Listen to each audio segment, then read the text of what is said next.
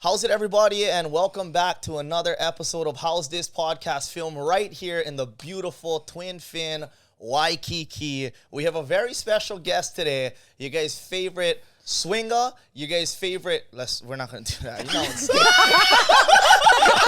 saying? I was like, oh, that's a pretty heavy one. Yeah. Come was like, how you knew? Y'all heard that? Yeah. Live and direct.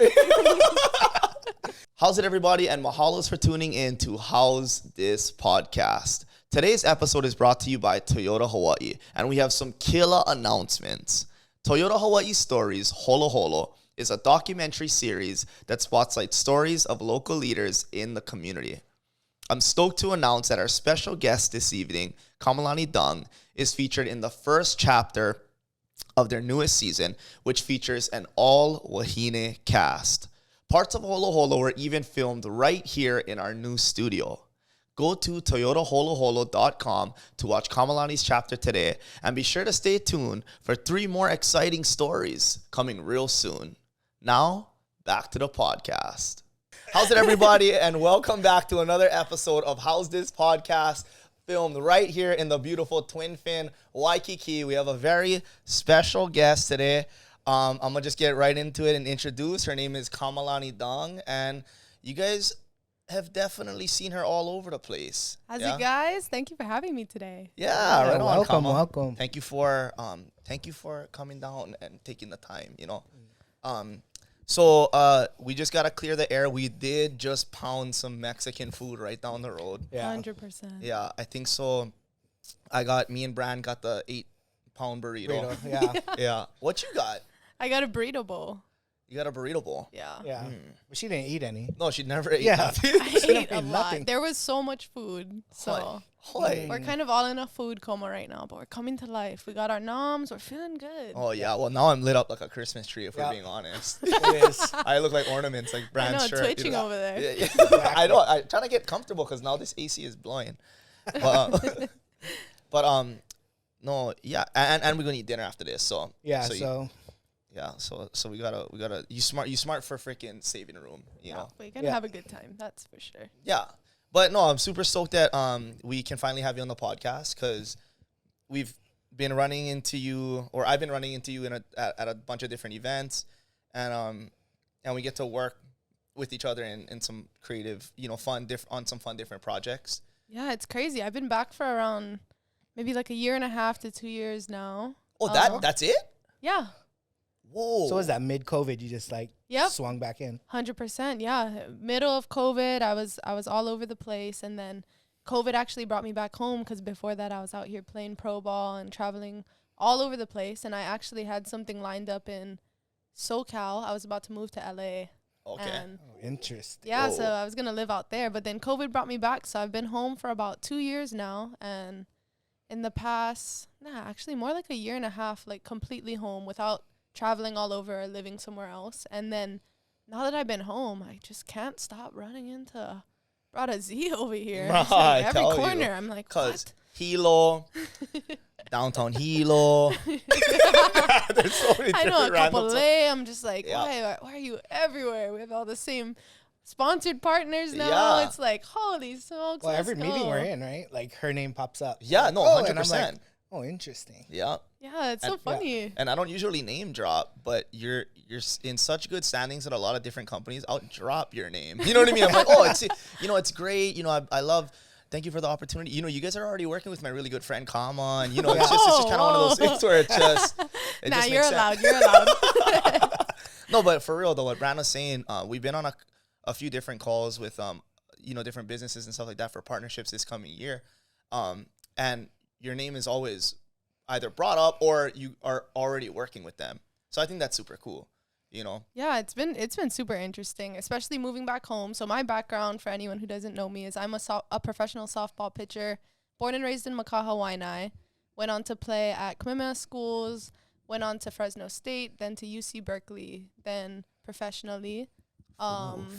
Internationally, I played on the Puerto Rican national team, which I'm still pretty active with both them and my pro teams, but I've set it up so now instead of playing full-time, traveling all over the world now, I just kind of hang out at home, do my stuff here, and then I go to big tournaments if necessary. But yeah, since being back, it's been super interesting getting thrown back into like the local Hawaii community, like with local businesses. I was working with a lot of national businesses before, but now that I'm back home, it's just so, it's intimate, you know, like the people who are actually running these companies, and a lot of people are doing really good work. So it's been really cool to just connect and really ingrain in the business culture here. And then obviously running into some of my favorite influencers and other celebrities like yourself, Z. So it's been fun. Good.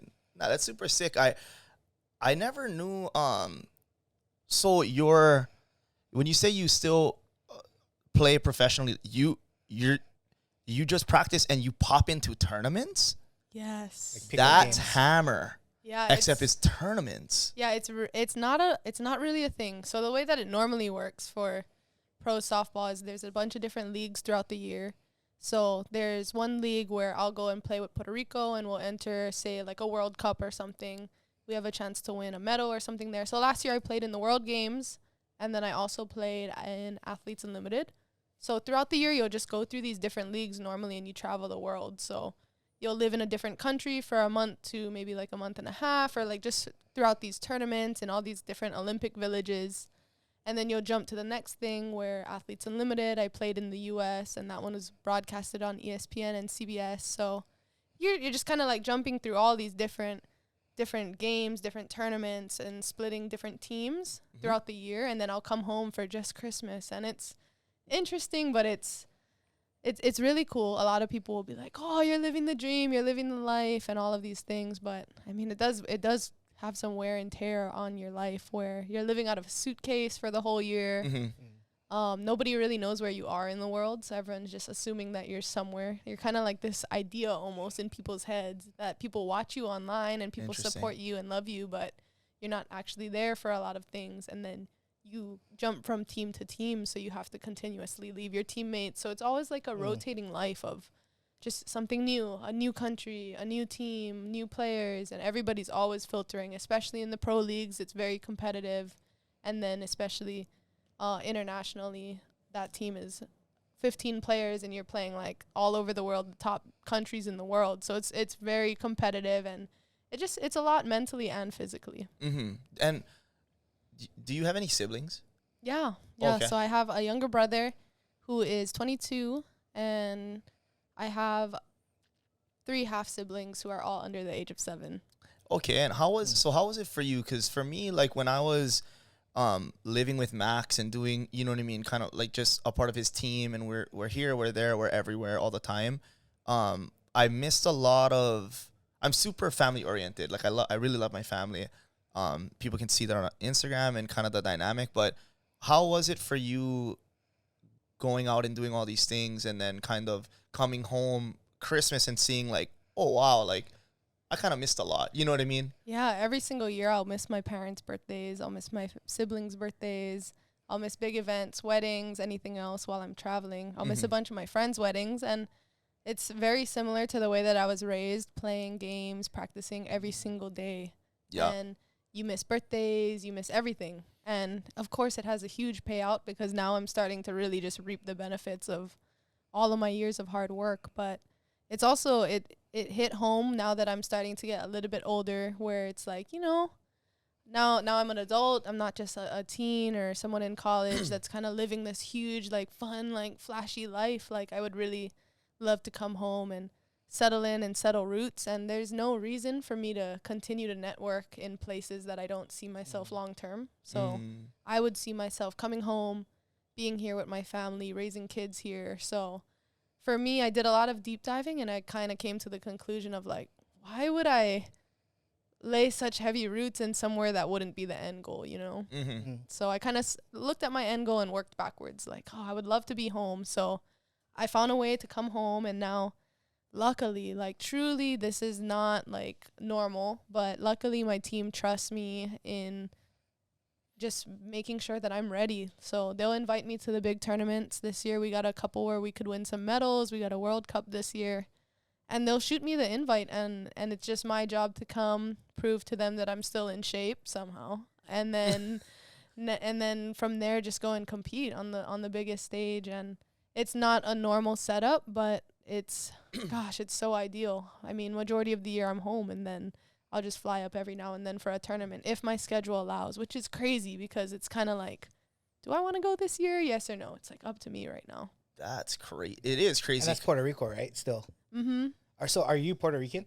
Yeah. So I'm partially Puerto Rican. My mom's side reps it very heavily, and then my grandpa, like all of them speak Puerto Rican. They got the whole thing going on. And that's how you got into the national team over there, just through your family? Yeah, yep. So my grandpa was huge in baseball. When I was growing up, he was an umpire. He played for a team called the Ricans, standing for Puerto Ricans, like so deep roots in there. And then when my family found out that I was playing for the Puerto Rican national team, that was like the biggest thing ever to them. They were like, holy smokes, this is like the hero, yeah. Full circle. Like Papa would be definitely super proud. Nice. Man. Yeah. So how was that transition coming home? Kind of a trip, right? So I lived in all over for a while. So like California and then New York and everywhere, and then moved home. So it was kind of a like gnarly transition for me. Like just like you get so used to this other thing, and then you come back and you kind of got to get back into the swing. Yeah, it's been interesting. Moving home was really weird because when I first came back, full transparency, like everyone has their lives. Mm-hmm. So I'm not coming back at a time when everyone's still in college or whatever. Like I came back post-college. Everybody's like, I feel like I've been gone for a little while, but everyone's like, no, sister, you've been gone for like a long time. Yeah. Like you missed all, you know what I mean? Like you missed a lot. And for me, every time I come home, it's just like, oh, I'm home again. It's like I try to jump back in where it is, and it's just like, hey, we haven't seen you in a year. We have a kid now, and like we have like a new job, and it's just interesting because a lot of my old friends were in like their routines, like they have their jobs, they have their everything, they barely go out, they barely like do their thing. Everybody's from Hawaii, so nobody wants to go like, you know, you take it for granted. You're like, like beach, I could do that anytime. So like people wouldn't want to be like exploring, and I just came back home, so I'm like, oh, I've missed out on so much. I want to go on hikes, I want to do all the things. I missed home, I missed everybody, I want to see everyone, and everyone's just like, girl, you've been gone for so long. So it was a huge transition of me trying to find my place again. Like, obviously, family and close friends were just like, click, boom. Yeah. But outside of that, like, they all had their lives going on. And it was kind of interesting for me to try and figure out, like, like, with the new person that I am and the new skills and personality and things that I've learned, these worldly experiences, how do I fit into the puzzle of, like who matches the energy nowadays, you know? Mm-hmm. Yeah. No, for sure. Yeah, it was a trip because, like, I would go and, like, all my friends had new skills. Like, we'd all go surfing before, but now they're into, like, diving. Mm-hmm. And they're like, oh, come. And then they're diving, like, 100 feet. And you're like, yeah, no. Yeah, and it's interesting because, I mean, when I left, I was an on-the-rise, like, softball player, like, in high school. And everyone was like, wow, this girl's super promising. If you played sports during my year, or, like, especially baseball, softball, it was kind of like, oh, Kamalani Dung, like, let's see what she does. Very interesting, seems promising. And then now I'm coming back, and I have a bunch of more followers now. I have a couple of medals, and I have done a lot of different things that were not part of the original plan. So then it was pretty crazy coming back home, and then now stepping into this, like, kind of like a local influencer and local celebrity sports person vibe. And I know that you can relate to that too, of like, you know, I mean, you grew your following super quickly too. So it's just interesting coming from humble beginnings and then people seeing where we're at, like, nowadays, you know? Well, it's interesting. You talk about, like, all this softball stuff. And honestly, when Z told me about you, the most interesting thing to me was, like, actually UC Berkeley. I was like, oh, wait. Like, or even, like, we went to dinner that one time, the first meeting. And you're like, oh, I honestly did not. Like, I've seen you on podcasts and stuff, but for some reason it didn't click. Yeah. And then all of a sudden you said Berkeley, and I was like, oh, it's that person, you know? And well, because to me, that's impressive. Like, I don't know if anybody here, like, knows that much, but, like, UC Berkeley, like, and the business of school is no joke. Yeah. Like, it's legit. Yeah, it's, like, one of the better ones in the country. To be completely honest, when I was transferring from Fresno State to Berkeley, I had outgrown Fresno State. So I was about to make a transfer. One, I was in shambles. I was like, oh my gosh, I don't want to leave Fresno. I love this place more than anything. There's nobody in history that ever said, I don't want to leave Fresno.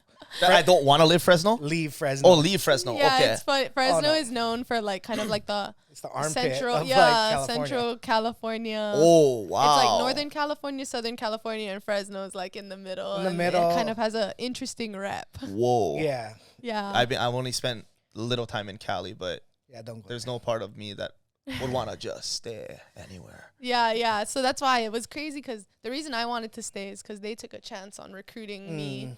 I mean, Hawaii pitchers at the time weren't a thing, softball pitchers.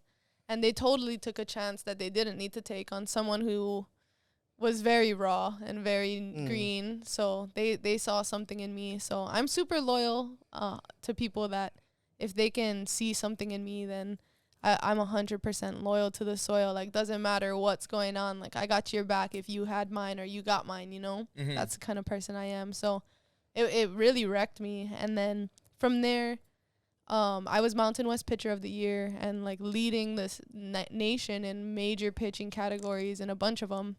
So that's where I pretty much had my option of any school in the nation that had money. Holy crap. Yeah, so from my background, I'm from Waianae. My family is definitely like, you pick the school that's going to give us money. Like, you need money to go to school. We ain't paying for nothing. Yeah. So any school that had a full ride to offer me, I pretty much had my pick at the time. And it was ridiculous. And I had to make a decision, and I think it was like 2 weeks. It was super quick turnaround. So I was stressed. Like, stressing. Stressed. Definitely. I was like, holy smokes, crying, stressing out. Am I making the right decision? Blah, blah, blah. Like, so I went on a visit, and it was one of the top schools in the nation for softball, like just historically known as like a best softball school ever.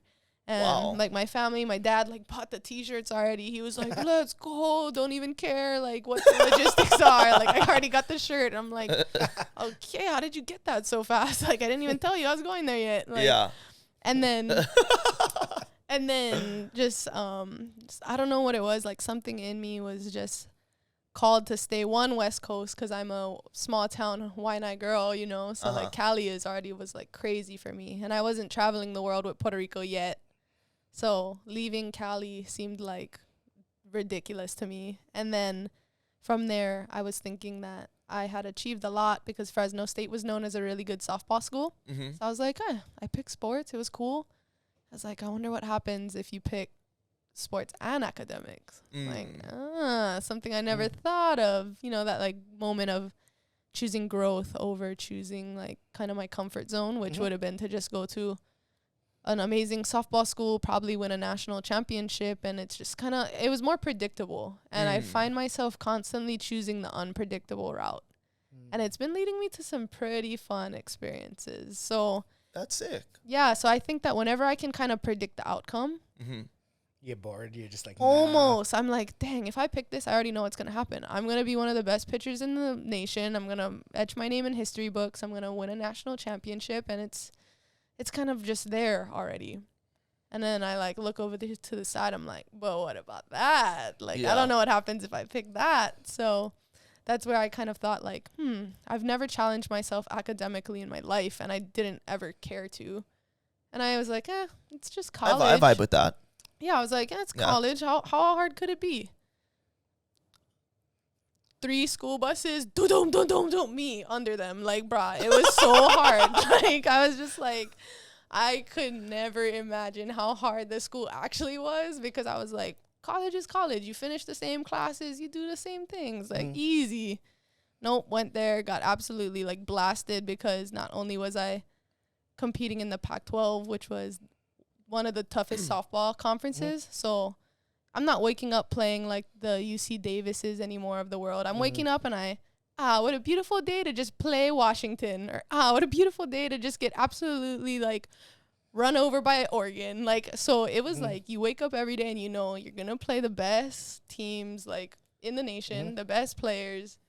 And then after that, when you get back, you better finish your homework, because you're competing against the best people in the classroom, like all these 4.0 students, perfect SAT scores.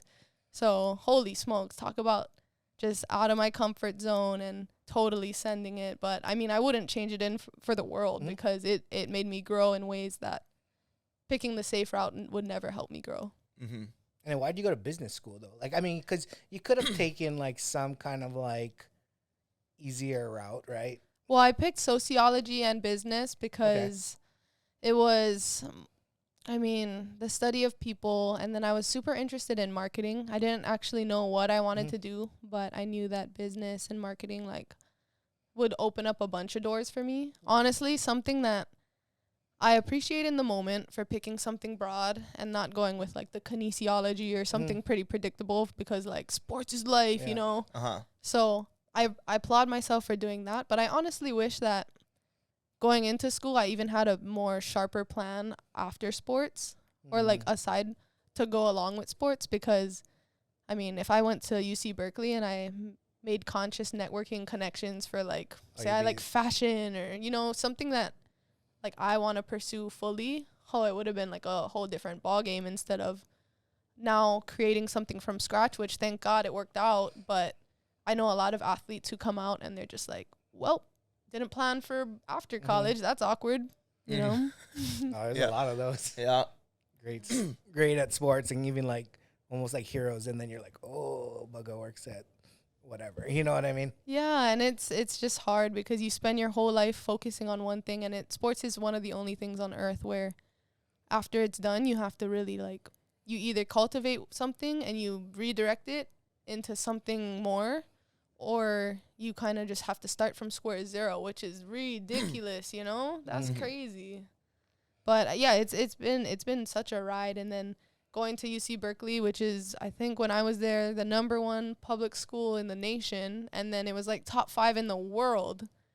And just me as like a Wai'anae person who never ever once cared for academics, thought about academics, seeing that kind of opportunity open up through sport just goes to show that if you push yourself out of your comfort zone, like you can handle more than you think you can.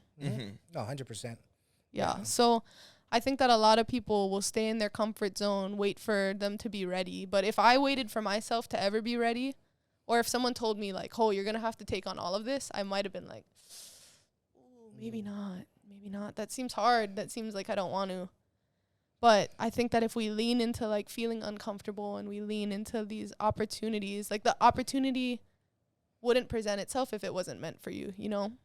So I think if an opportunity is in front of you, and even if you feel a little scared, it wouldn't be there if it wasn't meant for you. So you should definitely take a deeper look into leaning into being uncomfortable, because at the end of the day, it's a win-win situation. So, I mean, you'll either figure out that it's not for you, which is great, because now you know one less thing that you ever have to think about again, and you can redirect, or, you know, I mean, maybe your greatest dreams are waiting beyond your greatest fears.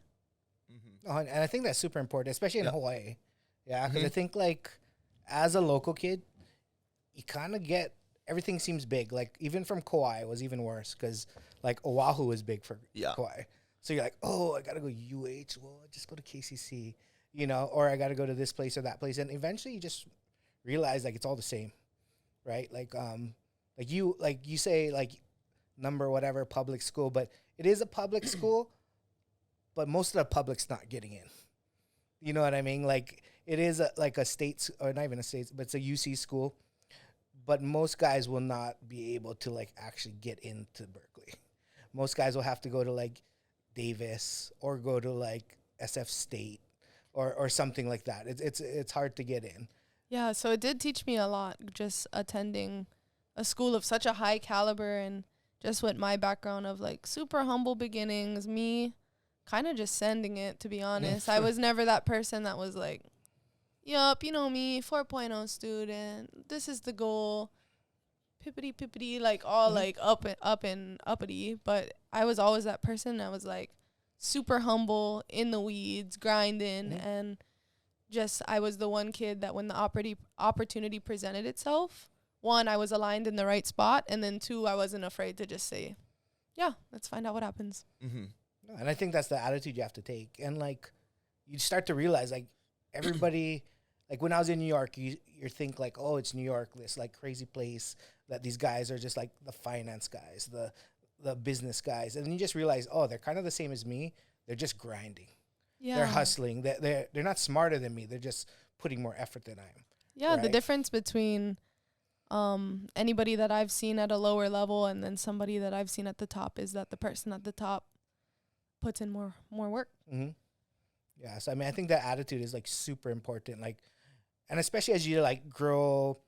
I mean, I hate like I'm not that into the word influencer and this and that, but like the fact like people look to you, right? Like especially coming from like HAWAI'I, I'm sure there's like lots of like young kids who like can relate, and then just realizing that no, you got to grind.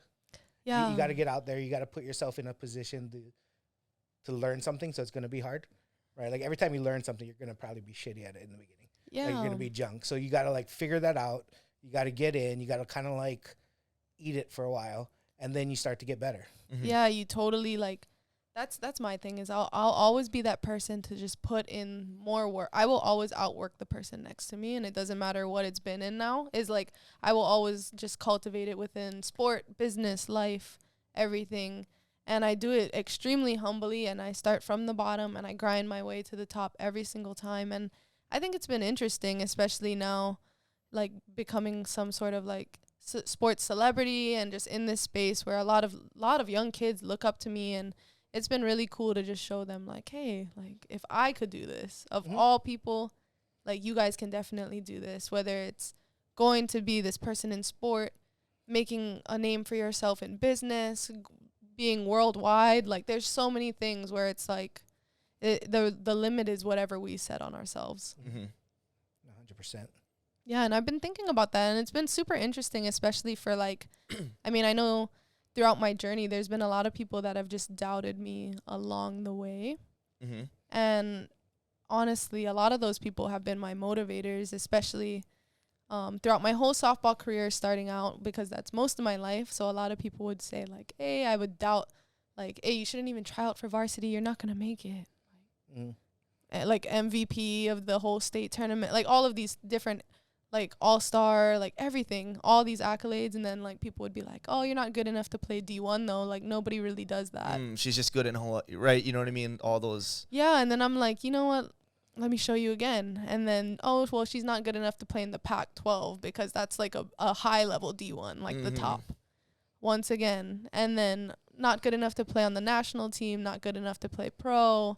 I mean, I'm just, at this point, I'm like, what else am I not good enough at? Can someone please, like, level me up at this point, you know? Yeah. I don't know if you can relate, like, within, like, your journey with people throughout your journey of doing the same thing. Well, I can, and even more so, I can relate to the stuff that you're saying because it comes from a very, very humble place. You know, like, when you say it, it's like, I don't ever even, I mean, you're not boasting, but we don't, you know what I mean? It's not like when we say level us up, it's only because we've gotten to the places that we're at because, you know, like for instance, someone will say like, oh, I mean, he's not funny. He's just like kind of stupid. He's just dumb.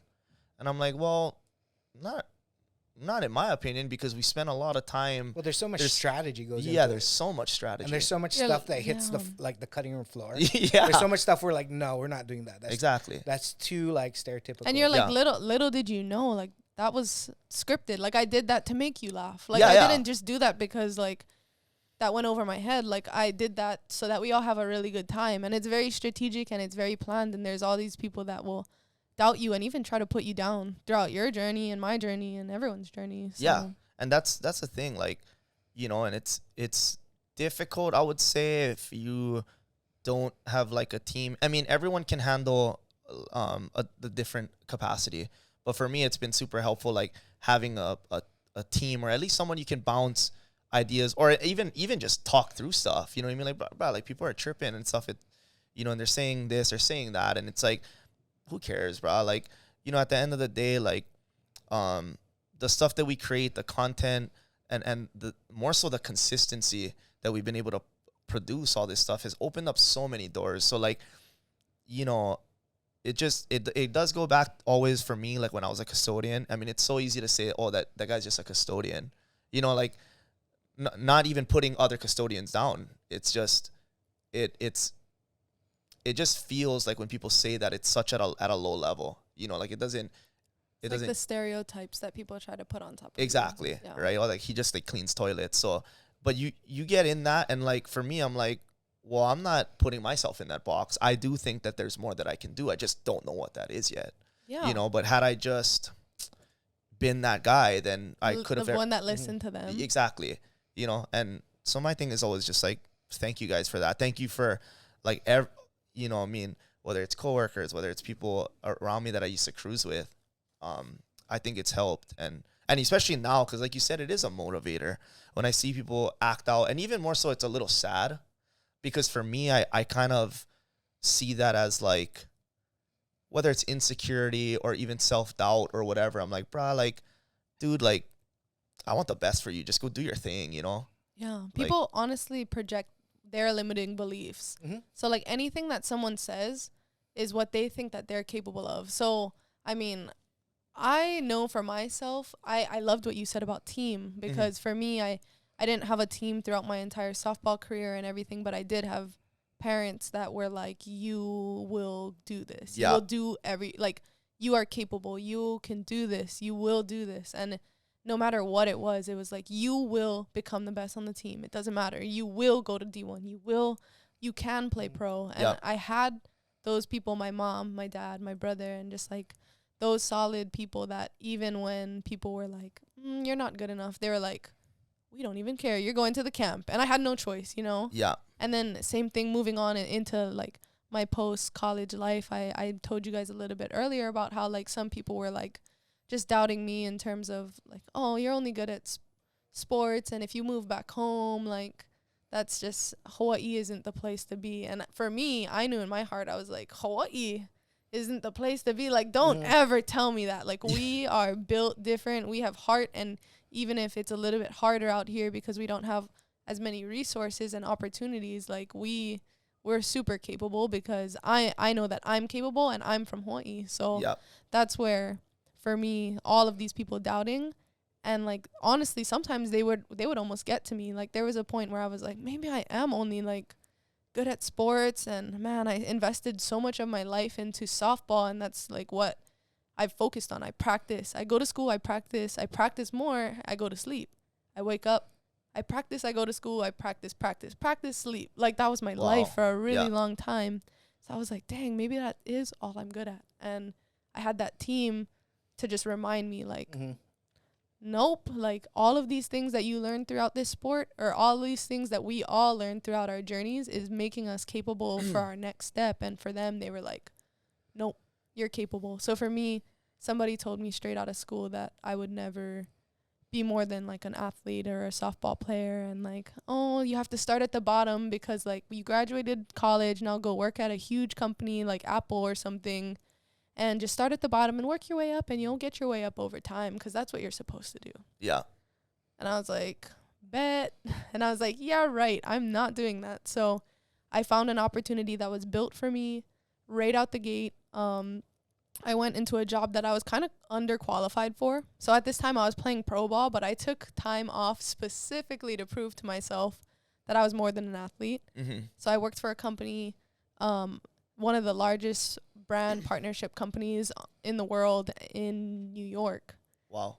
Yeah, so it's a software company in New York, and I came in as an account executive, worked my way up to senior account executive, and from there I was just facilitating deals between some of the biggest companies in the nation and around the world, and like some of the biggest athletes. Like some of the athletes we were representing was like LeBron James, Serena Williams, like crazy. We had pretty much players from every single large team, and we were facilitating deals between like Walmart, HelloFresh, and what and what I learned really quickly was that if you listen to the people who are trying to put you down, like those people are telling you what they're capable of. Oh no, 100%. Yeah, and like we're capable of so much more. So I think it's super important to surround yourself with a team or a group of people that just push you and believe in you, because my mom was the one who, she was like, those people don't believe in you. They're telling you to start at the bottom. They're telling you to do these things. That's because that's what they would do. Yeah. That's not what you're going to do. She said, move home and you're going to go big. Yeah. So I did that. And I went big and I shot to the absolute moon, You know, shoot for the moon, fall on the stars. I shot for the moon, I landed on the moon. Let's Yeah, go. see, Let's that's go. sick. You know, sometimes you do. So you got to shoot big. And that was the start of like my business career. I was working directly with the CEO at the time. And it was just crazy to be in these meetings, running these meetings. And I just leveled up completely as a business person. And that was completely out of my ballpark. But I mean, you never know if you never try. 100%. That's super cool. Like, you know, I just think when I first started doing the whole content and stuff like that on a smaller scale, kind of me in my own head, you know, other content creators, I'm on Kauai. So I'm in touch, but also out of touch at the same time because I'm doing my own thing. Just naturally, it was in the very beginning, but you know, the IG started to grow and the following and the audience started to grow. The opportunities started to come, but other creators would reach out to collab, but it's not, the brands didn't align. You know, my stuff was more like just geared for like family and clean and stuff like that. So I never did collaborate, and it just started to this trend started to happen where some other people would say like, oh, Brother Z, he's just so high maka, like he's this, he's that, like he doesn't want to work with anyone. And I just remember I would tell Kaveh like, bruh, like what the hell, like should I just freaking work with this guy, or like, you know, should I just start like doing like random kinds of comedy, whatever. And then she was always like, you know, no, because that's not what you find funny. Like it's not that they're not funny, it's just do what you want, you know what I mean? Fish swim, birds fly. Like it's, don't try to like try to cross different ways, you know? Exactly. Oil and water, you know what I mean? Exactly. Yeah. So it was one of those things where even in my own head, it did, if I'm being honest, it got to me, you know. And like you said, it almost got to you. But I mean, it was just like I would see these videos going out and like, you know, of them throwing shade and stuff. I'm like, for real? Like it's to that point, you know, like we're putting energy towards this. So it was just interesting, but you know, I'm just stoked that I, like, at the time had the support that I needed and to have till this day, and it's even times 10 now, you know. So it's just been super helpful for me, and I think it is important. I just wanted to reinforce how freaking important it is to have a team. No, yes, having just positive people around you. And I think if you have that, they'll help guide you to what you're supposed to be doing, because they believe in you just as much as you should believe in yourself. Yeah. So these people are people that we trust, people that when you say no, they will always say yes. Like, yes, you're capable. Yes, you can. And it really does help, like, I don't know, just along my route of like things that I've done in terms of like, even if I go and it's not for me, I know that it's not for me now. And I'll be able to make adjustments. And from every situation, like that first New York job, I discovered like, wow, I love working in sports. I love working in business. I'm really good at it. But I hate working in New York, and I hate waking up at 3 a.m. because of the time difference. And there's a lot of things. And I'm like, you know what? I don't need money. I'm going to pursue something at home out of passion. After that, I went on to do a GM job here in Hawaii, all while still playing, because, I mean, gosh, talk about pushing myself out of my comfort zone. It's like I really try to teeter finding my limit. It's ridiculous sometimes where I'm like, hello, settle down. But, I mean, then I had that a role where I was working along another real estate mogul here in Hawaii and just, like, learning how to do development and a bunch of things. And I just was really, really into like making myself well-rounded, almost scarred from what those people were telling me about being only an athlete. And then from that, I learned like, gosh, money does matter. Like I was making a lot of like 6 figures before, and like now I'm doing something out of passion, and I'm in Hawaii. So every single thing I've done has led me to my next decision, where now it's like I kind of hone in until like now I'm in a place where I just feel really happy, really good about where I am, and it's been such an amazing ride for sure. 100% though. That's like the journey though, right? You see something and then you like, oh, you don't need that, and you're like, wait, I do need a little bit. Like I do need some. Yeah. Like you go, well, I mean, like cooking was like that, right? It's like, oh, it's passionate, and you just like, I don't know, nobody makes money. Everybody's like almost dead by the time they're 50, right? Because they've been doing like 100-hour weeks for like years. Heavy. And then you're like, oh, so I do need money. Yeah. And then you go and you make a ton of money, and then you're like, whoa, that sucks too. But you're like, but now I need time. You need time. Yeah. You need that balance. You need Yeah. all that stuff. So each thing, I think everybody goes through it on their own timing and their own journey. But you'll slowly discover, like, if you really just, one big thing is I'm telling a lot of people are coming to me now, like, how do you navigate your journey? Because we constantly see you doing something crazy and new and like finding your way. Everyone's like, you're kind of doing, we like what you're doing. We like it. And you're doing it often. Like, you're doing a lot of things. Yeah, so that's where I kind of tell people to just reflect on all of the things that they've done and really just pick out, like, why did you leave that situation? Mm-hmm.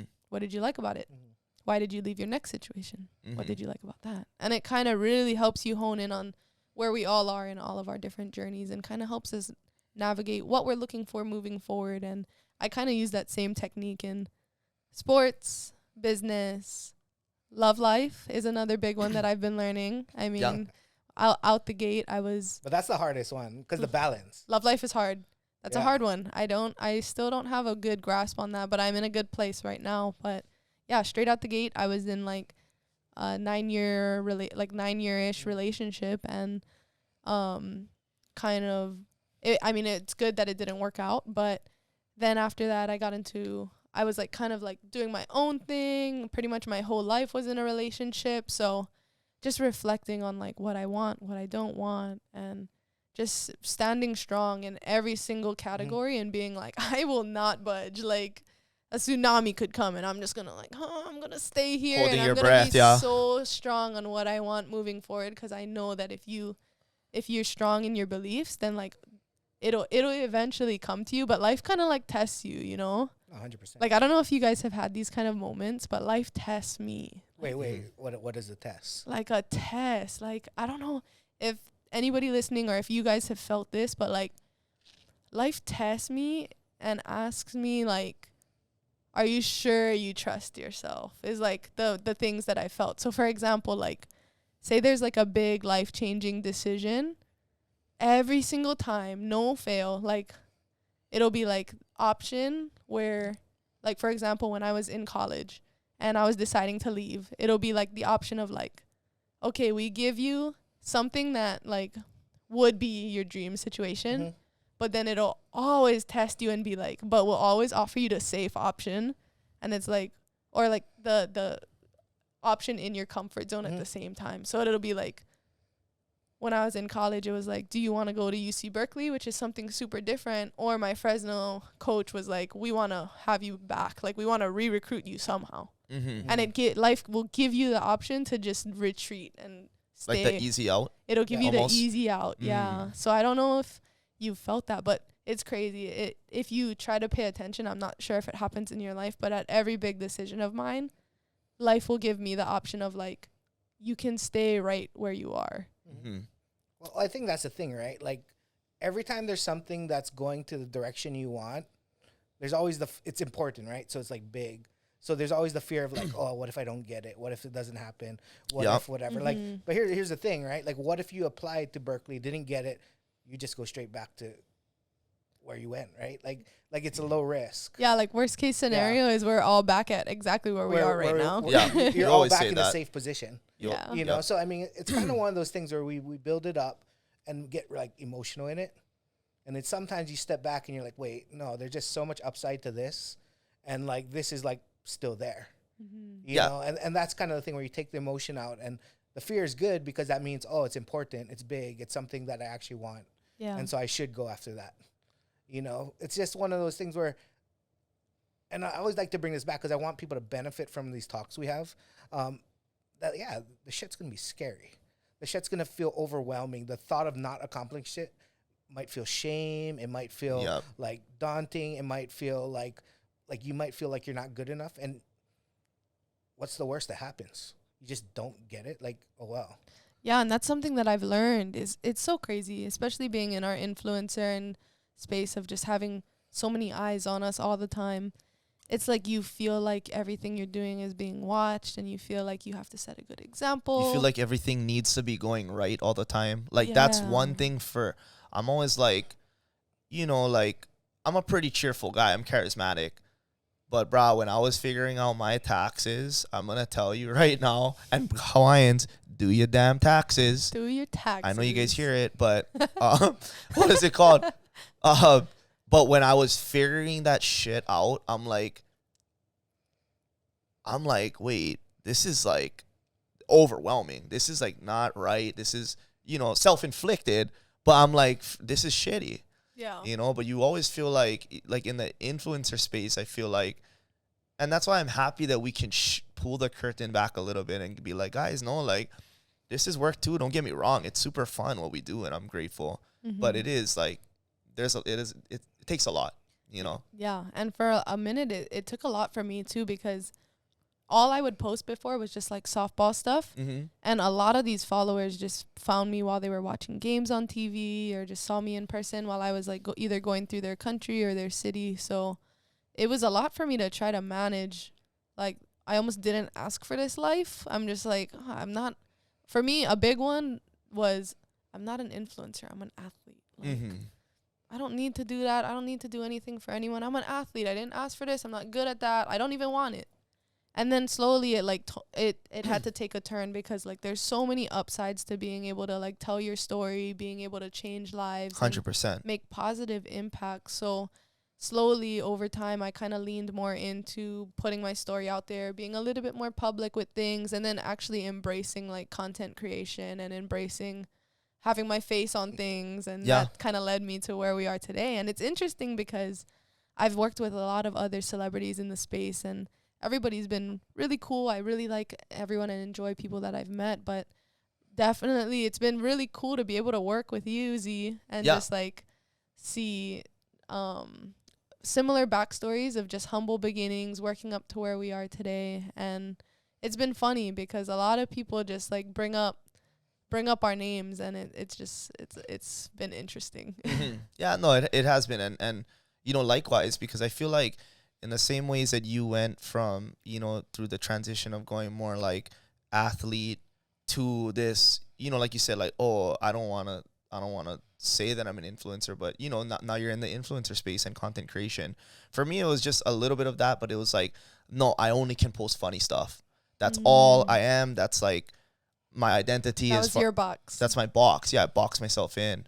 But it was pretty cool because once we start posting the the behind the scenes, the getting the warehouse space, all the business meetings and all that kind of stuff, it's just diversified, and it's opened me up to have more conversations with different people about different things. People ask me about all, like, what it takes to start a podcast. If I was just a funny guy doing funny stuff, this probably wouldn't have ever happened, you know? So I think the original thing that we might have boxed ourselves in with kind of leads to the bigger stories that we're able to help people with. So we loop people in with your funniness or my sports or whatever it may be, and then we kind of get them where they're like, hey, we can actually relate to these people. Yeah. Like, they're super cool, super funny, super down to earth, and they could be me, Hammer on the nail. Exactly. Yeah. And that's what Brand says. It's like the comedy is to get the attention and, build trust. And now it's sick because this is kind of just like a megaphone, and everything we say and do is on such a large platform. Yeah. I always forget, like, in the influencer space, to have an audience of over even just 100,000 people, that's awesome. The load. Like, I don't even, how much people is on Kauai? Like 100,000 maybe. 3? Cousin. Oh. Oh, have you ever been? No. Have you? I haven't. There's not yet. 300. Bruh. There's not 300,000. No, No, I she was said in 3 people. Oh, No, three people. just you two, and then the barista guy that. yeah. Oh, yeah. That's a declining population. Yeah. Yeah. But it's also it's cool. It's cool to be able to talk story, and I see you do what is it? It's not is it seminars with kids? Yeah, I do a bunch of motivational speaking, and but even you do like the active stuff, yeah? Oh yeah, coaching and stuff. Yeah, that's been really cool being able to give back to the community. And just, it's been cool because of a lot of the people that I've been training, they pretty much wiped the board in the state tournament this year. It was all names that I've worked with. Wow. Yeah, and then a bunch of people committing to schools, parents messaging me like, man, like, thank you so much. This is like life-changing. And for me, I know my first life-changing moment was going to school and getting that national experience. And then from there, it's kind of up to the person on what they want to make their journey. But I think that of everything in the world, I think sport is something that I'm super passionate about. I really believe in, because I know for me, it took me from a 0 to where I am now. Mm-hmm. And I feel like there's really not many things where you can have nothing but hard work and a positive mindset, and then you can go to a UC Berkeley and then from there have job opportunities and all of these things happen to your life that you would have never even cared for or thought of before. Mm-hmm. So yeah, it's been awesome for sure. But I think that it's been cool coming back home and just giving back to the kids and the community, and everyone's been asking really good questions, and it's been funny because people, like, I've been trained in PR and media my whole life as an athlete. Yeah. Through school and college and all that. Like, we have actual classes on, like, how to be family friendly, how to make sure that you're not posting bad things because you're a college athlete. You're going to get your scholarship taken away if you do the wrong thing. So it's been cool because a lot of the brands have recognized, like, oh, you're very family friendly. You're very easy to talk to. You're funny. And then now that your name is being brought up, it's like, I was like, oh, we have very similar, like, characteristics. Like, it's funny. I haven't even told you this, but a brand approached me and was like, it's a brand that we're both partners with. And they were like, hey, thinking about maybe doing, like, something interesting. Maybe you guys could do, like, I don't know, like a sit down talk story session. You guys are both, like, super fun, likable. Maybe even, I don't know, like a comedy thing. And I was like, me and Z sit down and do a comedy thing. That's it. I was like, That would be fun. I was like, okay, first of all, everyone will have fun, but second of all, what? Like, I was like, what? Like, where did that come from? That's so funny though, because it is the same though. I mean, our, like, the pillars that we operate in, you know what I mean? Yeah. I think even more so is, like, you kind of get. I was telling Bran, like, when I was watching your stories, I feel like we take a lot of the same approaches as far as, like, getting. For me, it's important to get my fans and break the third wall as often as possible and get them, like, engaged and interacting. You know, so I seen you started to do that stuff on your story where you would ask your follower, a word to drop. Yeah. While you're hosting games and stuff like that. Oh, that was actually pretty scary. Like, yes. Well, yeah, because you were actually doing it. No, yeah. Like, I don't know where that came from, but it came from somewhere. And I was like, oh, this would be super funny if I ask my followers to give me words to sneak into the ESPN broadcast. Like, wouldn't that work out great? Yeah. First of all, half of the things was like, say Hamadolo, like, literally, like, half of them. So I was like, out the gate, 50% X, like, we cannot use. Yeah. And then the other, like, 50 votes for, like, fuck up, 50 votes for, like, random words. And I'm like, guys, be serious. There's, like, syphilis in there. I'm like, how do I, like, wow, that picture is sicker than syphilis. Like, what am I supposed to say? Like, so it was funny because I went with a couple words. Oh my gosh, I'm, like, cringing just thinking about it. Wait. I think I wrote that. What, syphilis? Because I was like, no way she's doing this. No, So oh I my had to god. throw Wait. Did you just out yourself? No, it's fine. Yeah. Pull off my nose. Like, Wow. Oh, It's Stephanie Syphilis. Yeah. Simpson, like, with the home run. Yeah, and I was trying to sneak it in there. I'm cringing so hard. That's no. I was like, I know no you're way not lying. No, I was like, no way she does this. Watch this. Oh, there's plenty crazy ones like that. There's even more crazy ones that can't be mentioned on the mic. But yeah, there's some funny ones. No, Like, it's I was interesting. cracking up. Isn't it mental when you kind of, like, let let the- them come through? Yeah. Brada and Oh no, sisters you want come to through. challenge them. You No, want to be yeah, like, and, like, I remember I picked a couple words that I thought would be pretty easy because I was like, okay, chillaxin is, like, one of the more calm words, surprisingly. Chillaxin. So I was like, maybe I could sneak that in there. And then the other one was I said that. boom kanani. No, you said you boom. said I said boom kanani. That's the right. one, that's the one you wrote. Yeah. I said boom that's right. kanani. And then So I tried chillaxing as my first word. Oh my gosh, it was a train wreck. Why? Because, okay, so I was like, I had this game plan where I was like, say something smart, say the word, say something smart again. Like, if I were to just go through this sentence and say Aunt Jemima and just keep moving on, like, nobody just noticed I said Aunt Jemima. Like, it was just snuck in there. I just said it. Yeah. So that was my game plan. I was like, I'm going to just sneak chillaxing in there and move on. Like, oh, yeah, you can't rest at third base because, I mean, they'll catch you chillaxing and then the ball will, like moving on. Yeah. But what ended up happening was I freaked out. Like, my heart, I could hear it pumping. And the person I was working with, Tiff, he didn't even know I was doing it. So, and, like, I'm not, like, that deep in with ESPN. So I was just like, please don't fire me. I was just, like, stressed. I was stressed. And I was like, you know what? We're going to just go for the chillaxing. And it's live.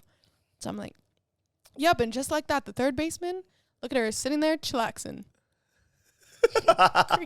crickets. And, like, Tiff, like, immediately turns because I didn't follow it up with, like, a sentence. It was just, like, chillaxing. Like, just there. And he, like, turns and he looks at me like, what was that? And I'm just like, oh, my gosh. I was like, You're like, shit, I still got to do Boom I Kanani. was like, I'm fine, I'm done. You're like, I hope someone cracks a grand slam. Yeah, I was just sitting there. I was just like, ouch, that sucked.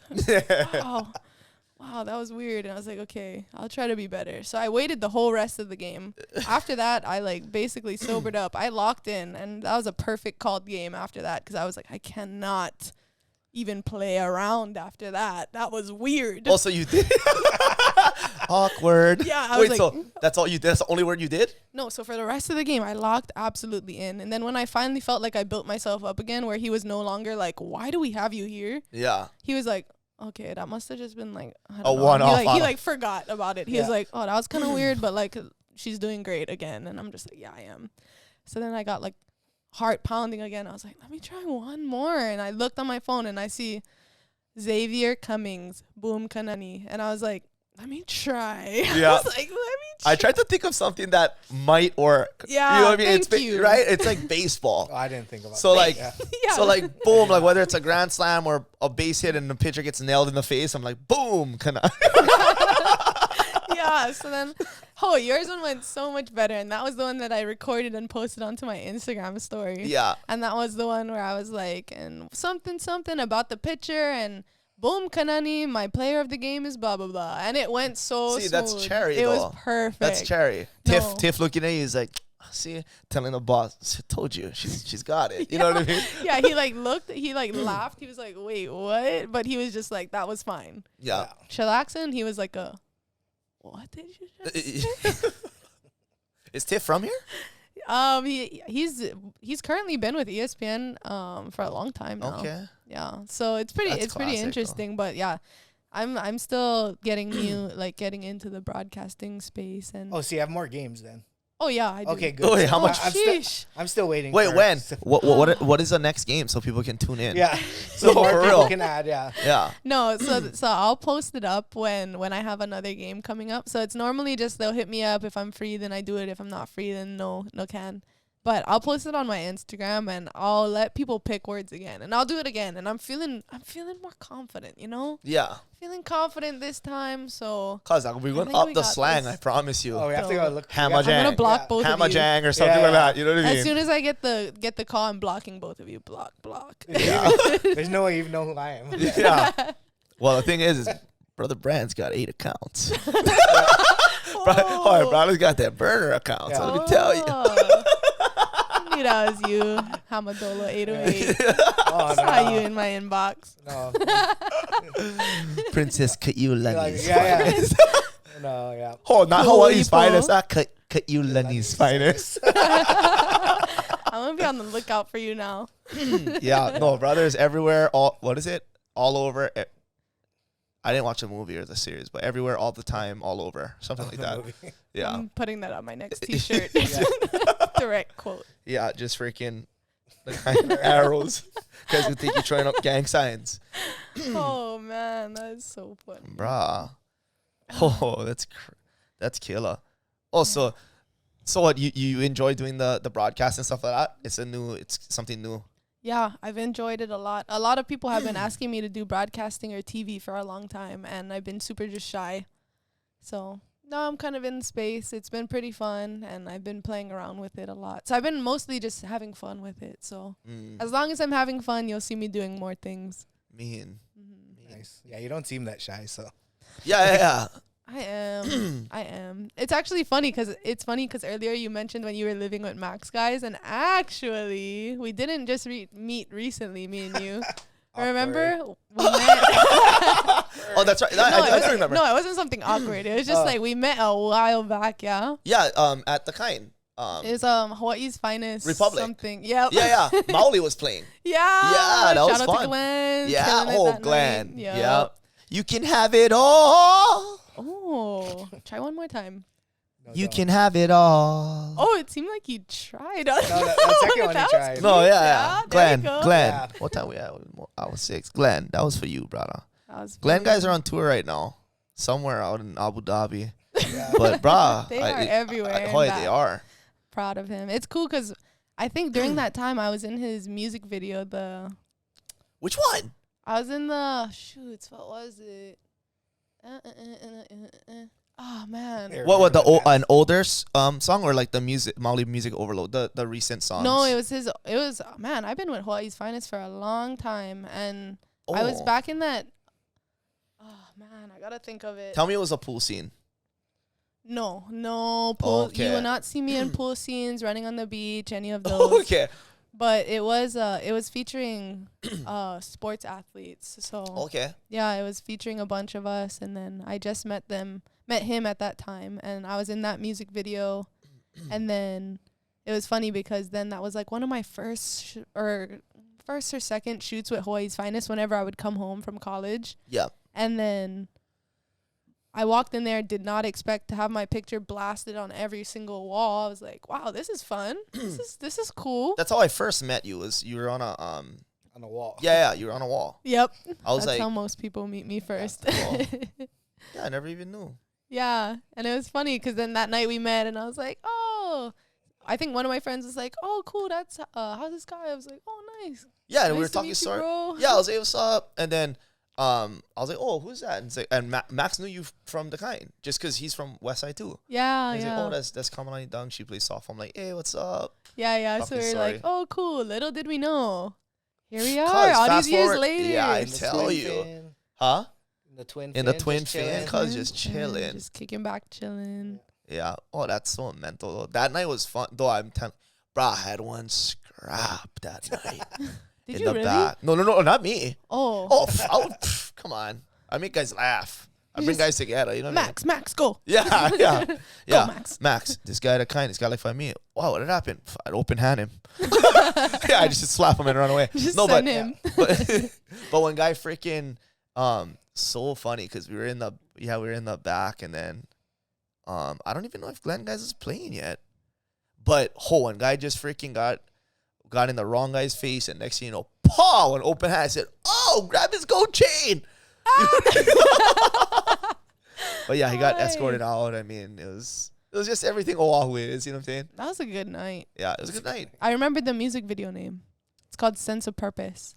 Living with a sense of purpose. Okay. Mhm. We're gonna have to play them after, but then the thing get demonetized. Oh, Yeah, Oh, yep. just play it without the sound. Then. you know my dad's one, my last one, Really? demonetized Oh, because because I was playing the song from my phone, Oh, so I don't even play them. You know what I mean? yeah. hold on. Yeah. Instagram AI is next level. It is those things. Oh, It's get- scanning. Got you. Yep. Yeah, but the AI can flip the chairs too. You can be the host. Yeah. You know what I mean? Dang, that's crazy. Yeah. No, I like the sense of purpose though. Yeah. Yep, Sense of Purpose, Maui. Check it out. You can see me in there pitching softballs, walking with my Hawaiian flag, repping the islands. Oh, Yeah, it's fun. Hawaiian lands in Hawaiian hands. She Yeah. said. Okay. Trying to get more of those Hawaiian lands in these Hawaiian hands. Oh yeah. Let's bring them here. I know. Food. Everybody wants to talk stories. If we could, if right now the Hawaiian lands is in Hawaiian hands, but the Hawaiian hands look like shit like that. You know what I mean? Cracks. Yeah. Mhm. Right. True. Wait. So, what do you want to do now? So like we've been talking as if we're like 70 and like everything's all powder. Like you know what I mean? Yeah. That's back so all true. It's these like years so later. back. Yeah, you So know, back we in the- made it and we're there. And when I started, Yeah, and you know, back we then. worked our way up the ladder. Back then, as in Yeah. last Yeah. year. Yeah, and now you know if my grandma was, she'd be so. It's like Yeah, so I mean, so now you've kind of accomplished all these things, and you know you're doing your thing, and you're back in Hawaii. So, what do you hope to like grow and do and or are on right now? Good question. That's a really good one. A lot of people mostly focus on where I've been. Yeah, And it's funny because I'm filming something with a car brand that's coming out soon, and they were like, "Man, this is crazy. We're kind of filming this story. It kind of seems like an end of life story, like one of those Life things." story. They're just like, it seems like you could kind of be done after this, but they're wait. like, no, like no, you're not obituary. they're not telling me I'm dying. They're just Oh. saying like they're like, "Oh, you've accomplished stuff that like you could kind of just be like, yeah, I'm done." Oh, you I see what know? you mean. They're like, you know, like. Chapter 10 kind of thing. Yeah, they're like, Yeah. "Oh, you could just like be retired and just be done after like this kind of stuff people like would hope for Yeah. their life."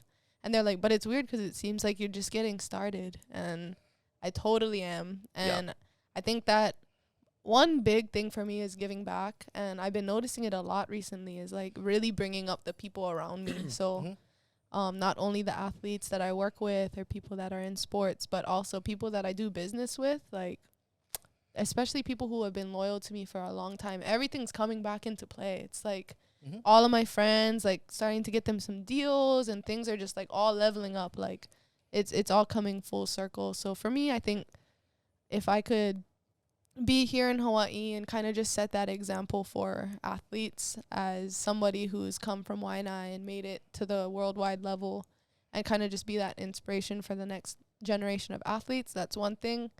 And then, I mean, like the rest of us, I just want to have a very comfortable, good, peaceful, happy life here in Hawaii. So having homes, having assets, having good friends to surround me and spend time with, having time with my family. And overall, what I've prioritized more than anything recently is just happiness and peace of mind. So anything that disrupts my happiness or my peace, you will see me moving in the other direction. You don't think you get like bored? Here in Hawaii? No, just too much peace. I think I've had a lot of disruption. Oh, so you had your fair share throughout my already, journey. like, Yeah, just I mean, there's a bunch of stories and stuff about my like my journey and the trials and tribulations, and that was like a big part of like my college career. And like even up in San Francisco, like their journal ran like a massive thing about just my hardships and everything. And it's been really cool to now, after facing, you know, like homelessness and other things and just hard times with my family, it's been cool to just be where I am now. It's been seeing, so I feel like I've seen what it looks like at having nothing, and I've seen like what it looks like at kind of like these top levels of business and $50 million homes and all of these crazy things. And what I found at both is the people at the bottom that are peaceful and happy have the best lives, and the people at the top that are peaceful and happy have the best lives. So, I mean, at the end of the day, I think just having people around me that bring me peace, and then doing things that constantly make me happy. And for me, I don't know about everyone else, but I love doing the unpredictable. So if I can't predict the next move, I love trying new things and meeting new people and enjoying good times. So I'm not really sure what the future holds in terms of like specifics, but I know that those will be my pillars, and you'll find me wherever that is. That's it. Yeah, Ola Hilo round 2 sounds like that. Because, bro, Mary Monarch is Yeah. unpredictable. Yeah. And great vibes. I mean,